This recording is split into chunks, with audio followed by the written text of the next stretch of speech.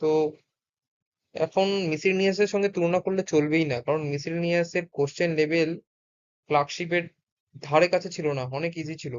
Plus মিসেলেনিয়াসে English ছিল না, এই দুটো হচ্ছে ফ্যাক্টর। প্লাস মিসেলেনিয়াসের ভ্যাকেন্সি একদম কম ছিল, 600-700টা ভ্যাকেন্সি। আর আপনারা তো মার্কসটা দেখেছেন কত মার্কস উঠেছে, কারণ কোশ্চেন লেভেল ইজি ছিল। যারা কিছু পড়েনি, সেরকম পড়ে যায়নি, তারাও 120-125 প্লাস পেয়ে বসে আছে। তো কোশ্চেন লেভেল, জিকের লেভেল, অঙ্কের লেভেল অনেকটা ইজি ছিল, প্লাস ইংলিশ ছিল না। এটা হচ্ছে মেইন ফ্যাক্টর ছিল।